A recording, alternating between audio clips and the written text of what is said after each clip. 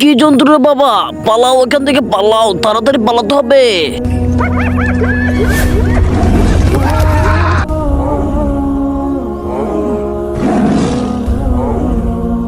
আরে আজকে জঙ্গলে কাঠ কেটে যাবো। আরে এটা আমি কি দেখলাম, বাঘ তো পাশ কেটে চলে গেল। আর বড় একটা সমস্যা হয়ে যাবে তো এখন, বাঘটা যদি গ্রামের দিকে চলে যায় তো আমি আগে কি করে যাব, যদি বাঘ আমার উপরে হামলা করে। আরে একই দেখছি আমি, আরো একটা বাঘ। বাঘগুলোকে কেউ তাড়া করছে নাকি? আরে বাবা, এটা আবার কি দেখলো ভয়ঙ্কর। আরে এখন আমি কি করব, আমার হাতে তো কিছু করার নাই। এখন যদি আমি পিছু পিছু যাই তাহলে বাঘে আমাকে খেয়ে ফেলবে, আর জানি না সামনে গেলে কোন বিপদ আসতে পারে। এখন একটা কাজই আমাকে করতে হবে, ঝোপের পিছনে লুকিয়ে থাকতে হবে আমাকে। চলো এখানে লুকিয়ে পড়ি।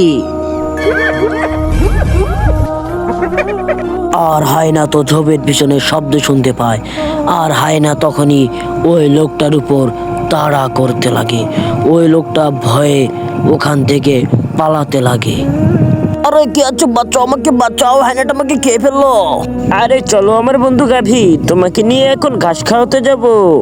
আমাদের গ্রামে অনেক ঘাস হয়েছে নতুন নতুন, ওখানে তোমাকে নিয়ে যাবো আজকে, চলো আমার সাথে। আর এই কথা বলেই মালিক তাকে ঘাস খাওয়ার জন্য নিয়ে যায়। আর যখন ঘাস খাওয়ার জন্য মালিক নিয়ে যায়, আরে ময়না, তুই এখানে বসে ঘাস খা। আরে বাবা, এটা আবার কিসের শব্দ শুনতে পেলাম? আরে আমার তো মনে হয় বিশাল বড় একটা বাঘ আছে এইদিকে, আমাকে তো কিছু একটা করতে হবে। এই কথা বলতেই বাঘ সামনের দিকে আসতে লাগে। আর তখনই বাঘ সামনে দিয়ে এদিক ওদিক যেতে লাগে। আর বাঘ কেন যেন ওই দিক দিয়ে ঘোরাফেরাই করতে লাগে। কিন্তু কেন বাঘ এরকমটা করছে? আর তখনই দেখা যায় ভয়ঙ্কর একটা লাল হায়না। ওই হায়নাটা এই গরুটাকে খেয়ে ফেলে। আর হায়না গরুটা নিয়ে জঙ্গলের মধ্যে চলে যায়। আরে এটা আমি কি দেখলাম, সুন্দরবনে আয়না ঢুকেছে আর আমার গরুটাকেও খেয়ে ফেলেছে। এখন তো আমার পুলিশ অফিসারের কাছে গিয়ে বলতেই হবে এই ঘটনাটা। আরে স্যার বাবু কোথায় আছেন আপনি? আরে পুলিশ অফিসার, সুন্দরবনে লাল একটা ভয়ঙ্কর হায়না ঢুকেছে।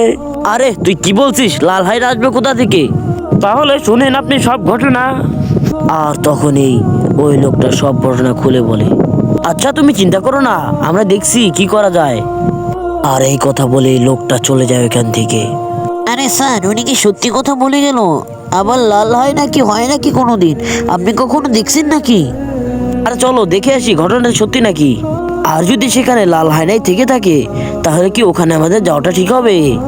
চলো চলো একবার গিয়ে দেখে আসি আমরা কি হয়। আর এই কথা বলতেই পুলিশ অফিসাররা তাদের গাড়ি নিয়ে ওখানে চলে যায়। আর তখনই ওই হায়নাটা আসতে লাগে।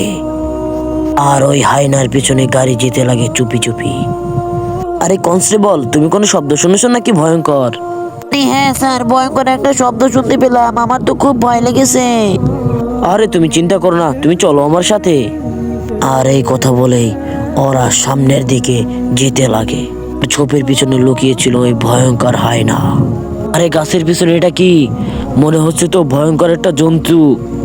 আরে পালাও পালাও এখান থেকে, তাড়াতাড়ি পালাও। আর হায়নাটি তখন পুলিশ অফিসারকে খেয়ে ফেলে।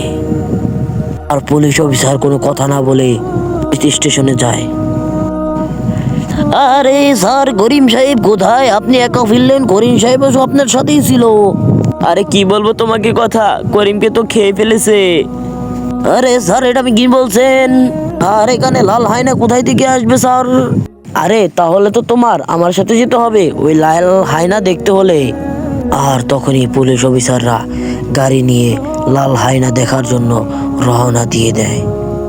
আর যখন গ্রাম পেরিয়ে যেতে লাগে তখনই এক লোকের সামনে পড়ে, বাইক দিয়ে অ্যালাউন্স করতে লাগে। প্রিয় গ্রামবাসীরা, আপনারা সবাই সতর্ক থাকুন, এই গ্রামে লাল হায়না ঢুকে পড়েছে। বাবা কি বলছে, লাল হায়না নাকি ঢুকে পড়েছে? শুনেছি পুলিশ অফিসারকেও খেয়ে ফেলেছে, আমাদেরকে তো ওরা ছাড়বে না, আমাদের খুব সতর্ক হয়ে থাকতে হবে। এই তো বড় সাহেব এসে পড়েছে। আসসালামু আলাইকুম স্যার, কেমন আছেন আপনি?